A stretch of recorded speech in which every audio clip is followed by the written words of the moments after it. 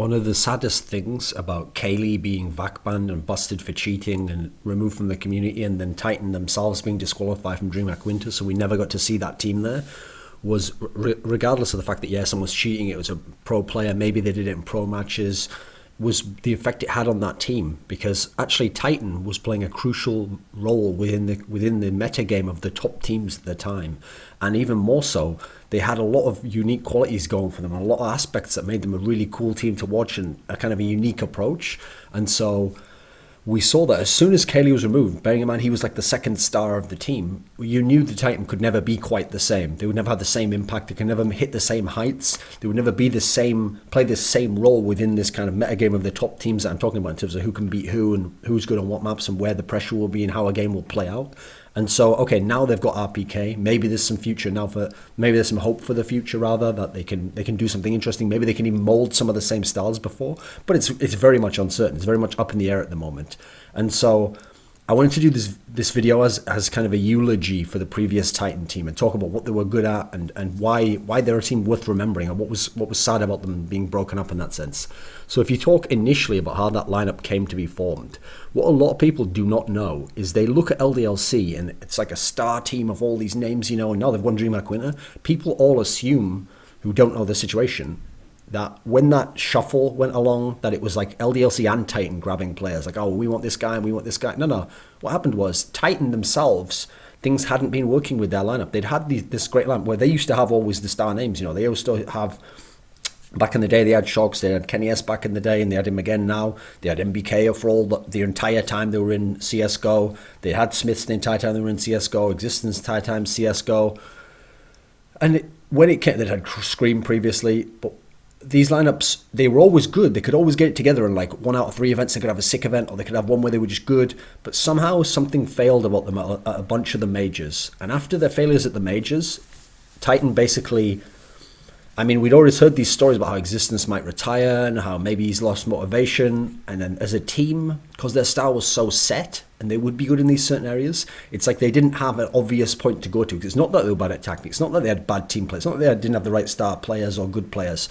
So since they were frustrated and they had nowhere to go, it feels like, from the way I've seen the story broken down, Titan basically made the decision, like the LDLC players over here, so Apex, Maniac, KQLY, they had gotten to the semi of a major, but then, their team didn't have all the firepower. Their team wasn't going to win a big major. So some kind of move went on where there was a suggestion made to the Titan and Existence guys, like, oh, well, why don't we make a team together? And so I can see why Existence actually went with it. Like, you know what, fuck it. The other stuff isn't working. And crucially, he thought he was going to get to keep MBK. So he thought he was only giving up Smiths, and he was only giving up Scream, and he was actually going to get all these other players, and we could make an even better Titan. Now, he lost MBK as a result of the deal, because MBK didn't like the way it went. He went off to LDLC, and yeah, LDLC ended up with a fantastic team that's now won DreamHack Winter.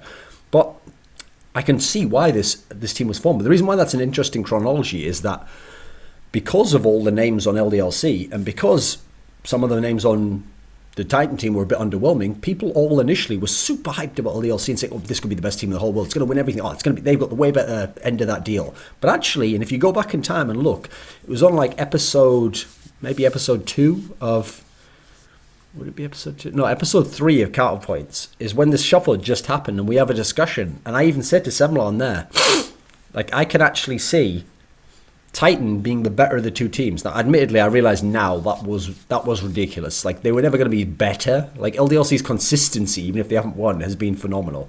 But what I meant, well, I won't see what I meant, but what was making me think they would be good and that they would be a good team is that I didn't understand how LDLC would get a style together and how their team would be structured and how this would make sense and how they'd be able to get great wins out of it. Now, they haven't really figured a lot of that stuff out themselves, but the level of the play has been so good, and just the star power and everything about the team is just phenomenal enough that they can get a very high level. Whereas Titan, I could see immediately, oh, there's a plan here actually. It's a little bit one-dimensional. It's going to involve the dual AWPing setups. It's going to involve aggressive terrorist side play on certain maps. That's going to have to be Kenny S hitting these shots. But if they do this, I can see that when it works, it's going to have phenomenal results and they're going to be a really good team. Now then, they would never be the best team in the whole world, but they had the potential to win events. They had the potential to have like that perfect run where you got all those maps in a row and you got the thing, and you would maybe go to like the semi of a major if you'd have played, or the final of a major if things had gone perfectly well. And that is actually how this Titan team was. So let's talk a bit about this Titan team. The lineup that was KNS, KQLY, Apex, Ex6TenZ and Maniac. Now, one of the things I liked about it that I described there was I could see immediately the structure of this team, how it was going to work. It's one of the few teams in modern CSGO where there was a set structure to every player and you could tell what their role was going to be. If you look at Virtus Pro, the role isn't always, and they change roles up, they change stuff up all the time. You don't always know what the role is going to be on the T side in a particular sense. If you look at a lot of the teams, LDLC, they struggle. They sometimes put Shox going in first, which is like, what? Shox never does that. He's a mid-round player. He doesn't like that. Well, they do it sometimes. You look at all these different teams, and a lot of them lack that set structure. And so you don't know what they're going to be good at. You don't know why something's going wrong always. Well, in this team, on Terrorist side, they were going to work a bit like the old Titan. They were going to work off KNS picks. KNS, the best player in the world. He's now proven it in this last era here, even with all the problems Titans had with the lineup and the cheating and all this stuff now, and not having a fifth player yet.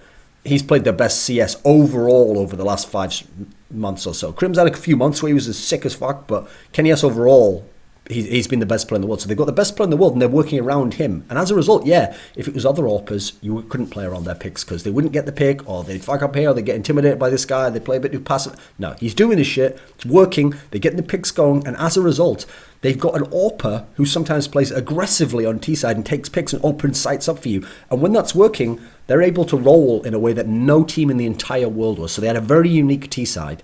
Then you go down the team. Let's talk about KQLY. KQLY was like the second star, the second best player on the team overall. First of all, if you wanted a dual AWP setup, which so few people have run properly, but they were able to, you'd exactly want it to be like this guy. I mean, I can understand how they were able to do it in the previous Titan, because they had Smiths as the second passive AWPer. KQLY's a better AWPer than Smiths was. Yeah, jokes aside, he was cheating a lot. We don't know how much he was cheating. We can only go off the games we saw, mate. So he's a much better AWPer, but crucially, he likes to play the passive style. So as a result, they were able to set up this style where KNS is taking the aggressive spots in the early peaks, and then KQLY's taking the spots where you just hold it with the AWP, and you hold that position, and you're just a turret, and you have that angle. And as a result, they were able to set up dual AWP setups whenever they wanted. And crucially, on Dust too, that made them monsters on CT side because of how they could set it up. You go down to Apex. Apex, what was great about him was, yeah, during some of his time, especially towards the end in Titan, he had some weak performances and his level really dropped off from how good he'd been in LDLC before. But what's great about Apex was he was dedicated to be a pure entry fragger. As in, he's the guy where he knows on this site, it's my job to run in, no matter what, do not stop, try and get shots off, try and throw flashes and smokes or whatever. My job is to draw attention, or to start shooting the first guy, or to initiate a duel with this person, or to make all the enemy get distracted for a second, so that then my other guys can come in. KNS can come in, KQLY can come in, the others can all come in as a unit, and that's how we get, you see, this is all building into terrorist side play, and this is what's so crucial. Then you have Ex6TenZ, the genius in-game leader. Now, anyone who wants to say he's played like shit as a player, you're absolutely right. This is some of the worst play of his career was over this span of Titan, this lineup, especially the last couple of months. But with that said, ignoring just skill, again, he's found a team that's got wonderful terrorist side tactics, a great approach that works, a structure that might not be the best, but it works, and it works to their strengths and their toolkit. How can you not give this guy credit for what incredible play that is in that respect? I gave him the MVP of DreamHack Stockholm, because even though KNS played like a monster, and they won on some very fortuitous play on certain maps, like Fnatic just crumbling, and there were times when the other teams did them a favour by crumbling. What won them that tournament was great T-side play and just picking the opponent apart. And yeah, KNS initiated that. But in this particular case, more than any other tournament I could think of, I could see the kind of the fingerprints, or I could see the puppet master behind with the strings pulling on certain players. And that's why for me, Ex6TenZ was the reason they won that event. He was the factor that made they do it, because they could have had a different style and KNS could have hit all the same shots and it wouldn't have worked to the same degree. Then you had Maniac as a support player. Now, I'll say this right out. Never really rated Maniac. Never thought he was any good. I thought he was kind of crap in the old LDLC. But in both these teams, his job is just play a support role. Now, he's had real problems recently as well, actually. I don't think he's been doing almost nothing. He's been doing fragging almost not at all. I can't even see sometimes what his role is. In LDLC, he had more of a set role. Early on in Titan, he was okay. But even in the big wins, he wasn't like a big factor, actually. So with that one, okay, he's just a support player. I don't think he has much more to talk about beyond that. So you can see by the setup there, that one of the great things about this Titan team was that they were awesome on T-sides.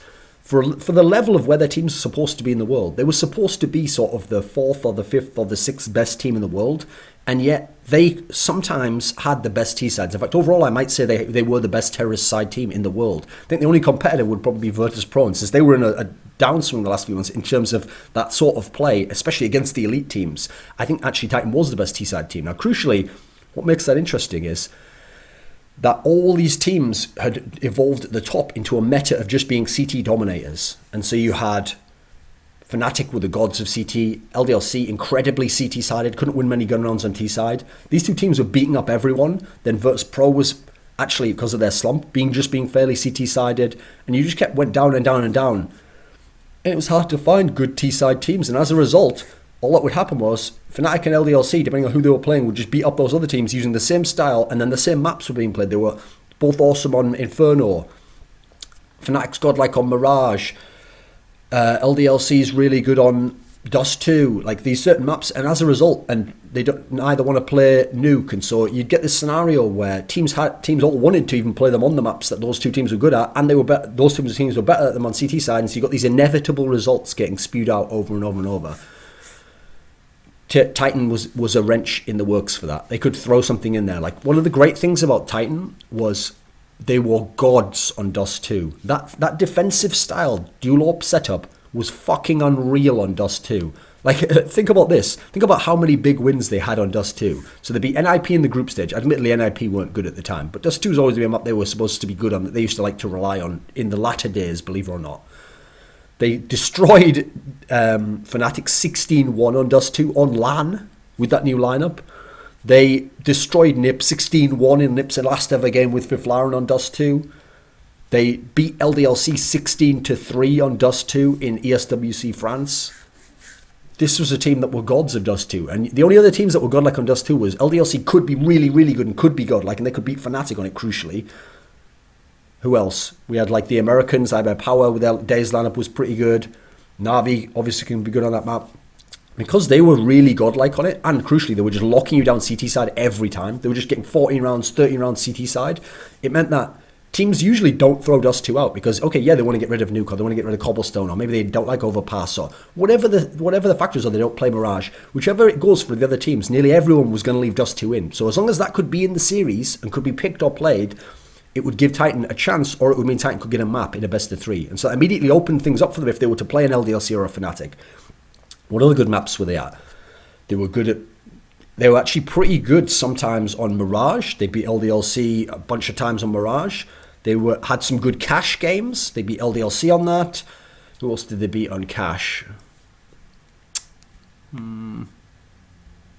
Oh, that's it.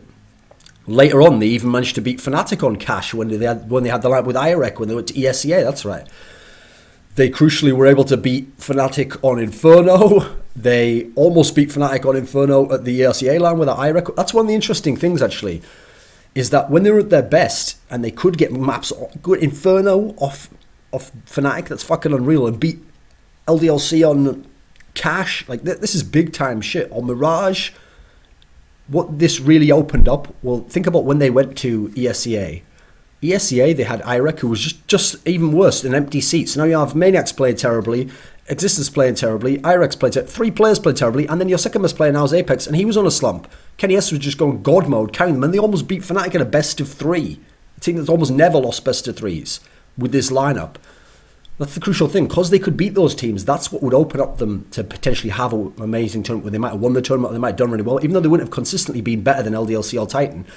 Crucially, they could play against both LDLC and Titan, and they weren't a massive underdog. In fact, on certain maps, they would win and they would be a favourite, or they could come up with the game that would get them the win. Where some of these other teams, it was actually inevitable that Dignitas was never going to beat one of these teams, like Fnatic, or LDLC was always going to beat Virtus.pro. Whatever the mixture was, it was inevitable there, even though they're all very good teams. Whereas in this sense, Titan had that special dark horse quality that was going to make them awesome. If you look at some of the other things about this team, then you have to say that not only did they have these great streak of wins, but unfortunately, because of the KQLY cheating thing, we never fully got to see what they were capable of. Like, we got to see them only at a few LANs, And so listen, at those lands, they showed some of these great results, and then afterwards they showed these great results at ESEA, even though they lost eventually. We never got to see them at the major, though. At the major, they would have been in the group that had Dignitas, iBuyPower, and Penta.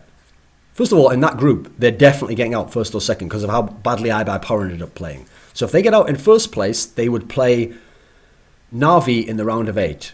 What a great matchup that would be. They'd lost to them at the Star Ladder, and if they win that, they're going to play Fnatic or LDLC in the semis. Now, remember what I said, they're one of the few teams who could beat them, so it's not even ridiculous. It's just, on a certain day, they really could have gone to the final of that major. Now, in the final, I imagine they probably would have lost in it if they'd played. They probably would have lost to Virtus Pro, just because of how things shook out overall. What if they'd come second in their group? Then they'd have gone over the other side of the bracket. They'd have been playing Virtus Pro in the first round of the playoffs. What a sick match that would be. If they win that, they get to play NEP in the semis. This would have this one team being in this major extra would have added so much more quality to the overall playoff run of these teams. So there was never an easy match, never an easy thing. Crucially, other things to potentially, like if they're on the Fnatic LDLC side, now they can actually fuck with Fnatic LDLC's chances of winning the whole tournament. Whereas we all knew that whoever won the Fnatic LDLC match should win the tournament because of how good they were and how dominant they were over the other teams in the tournament.